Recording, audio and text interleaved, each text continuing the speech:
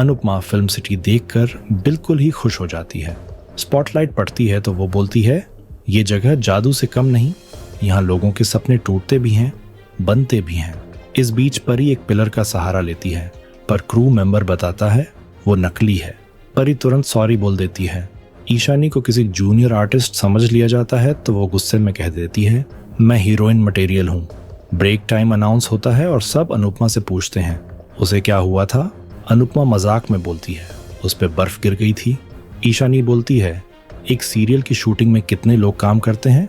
Anupama agree करती है और कहती है, एक सेट पर कितने लोगों को रोजगार मिलता है। भारतीय विश करती है, आज सबको खाना पसंद आए और उन्हें कैटरिंग का ऑर्डर मिल जाए। अनीता कहती हैं, असली टैलेंट कभी नहीं छुपता। अनुपमा बोलती है, मुंबई सबको चांस देता है। उधर पाखी और तोशु ईशानी परी का इंतजार करते हैं। पाखी कहती हैं, मुझे पता था ये छोटा घर उनके लिए मुश्किल होगा। तोशु पूछता है तो रोका क्यों नहीं।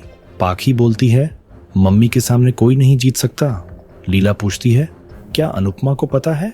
पाखी कह देती है, हम नहीं बताएंगे। लीला परेशान होती है कि दोनों फिर दुखी हो जाएंगी। इसी वक्त सुनीता हेल्प मांगने आती है क्योंकि उसे स्किन एलर्जी हो गई है।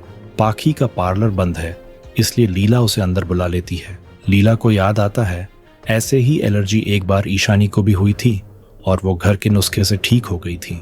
अनुपमा मजाक में कह देती है, लीला को भी बिजनेस करना चाहिए। लीला बोलती है, तुम बिजनेस कर रही हो वही काफी है। जसप्रीत खुश होती है, अनुपमा ने उसकी इज्जत बचाई है। वो कहती है, नॉन डांसर्स को डांस सिखाना बहुत मुश्किल होता है। अनुपमा उसकी मेहनत की तारीफ करती है। जिसके बाद खाना अरेंज करना होता है तो अनुपमा सेट पर काम संभाल लेती है। परी ईशानी फ्रेश एयर के लिए रुक जाती है। इधर लीला सुनीता की एलर्जी ठीक कर देती है और खुद का बिजनेस आइडिया सोचने लगती है। फिल्म सिटी में पूरा खाना खत्म हो जाता है। अनुपमा इमोशनल हो जाती है और कहती है, खाना बनाने वाले के लिए सबसे बड़ा मेडल यही होता है, सब ने पसंद करके पूरा खा लें। डायरेक्टर आकर खाने की तारीफ करता है और पूछता है, क्या उन्होंने अभी कैटरिंग स्टार्ट की है। अनुपमा को पुरानी यादें याद आती हैं। जसप्रीत बताती है, अनुपमा डांस क्वीन की गुरु भी है। डायरेक्टर इंप्रेस होता है। एक एक्ट्रेस अपनी शॉर्ट ड्रेस से अनकंफर्टेबल होती है। प्रोडक्शन वालों को दूसरी ड्रेस लाने में टाइम लगता है, तब परी हेल्प कर देती है। डायरेक्टर को न्यू लुक पसंद आता है। अनुपमा परी को खुश देखकर प्रार्थना करती है। एक्ट्रेस अनुपमा के डांस स्टेप्स की भी तारीफ करती है। दूसरी तरफ प्रेम और राही उसकी पढ़ाई और क्लासेस पर बात करते हैं। प्रेम उसका कॉन्फिडेंस बढ़ाता है। राही को लगता है वो प्रेम की बिजनेस हेल्प नहीं कर पाएगी, पर प्रेम कहता है पढ़ाई जरूरी है। फोन पर अनुपमा उन्हें कैटरिंग ऑन ऑर्डर की न्यूज देती है। दोनों बहुत खुश होते हैं। अनुपमा के वर्ड्स से प्रेम को एक आइडिया मिलता है। जब तक रेस्टोरेंट ओपन नहीं होता वो सेलिब्रिटी होम्स में कुकिंग सर्विस दे सकता है। घर में अंश प्रार्थना से नाराज होता है। प्रार्थना कॉल पर सब सच बताती है। वो सिर्फ माँ की कसम की वजह से नहीं आ रही। अंश टूट जाता है, कहता है वो बेकार हो चुका है। प्रार्थना रोती रह जाती है।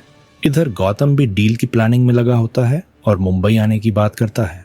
चौल में क्रिकेट सेलिब्रेशन की तैयारी चल रही होती है क्योंकि वुमेन्स टीम ने वर्ल्ड कप जीता है। अनुपमा खुश होती है, कहती है ये जीत हर उस लड़की की जीत है जिसे उड़ान से रोका गया था। इसी बीच बिल्डर और चौल तोड़ने की प्लानिंग का जिक्र होता है, पर सब कहते हैं उनकी वार्ड मेंबर ये होने नहीं देगी।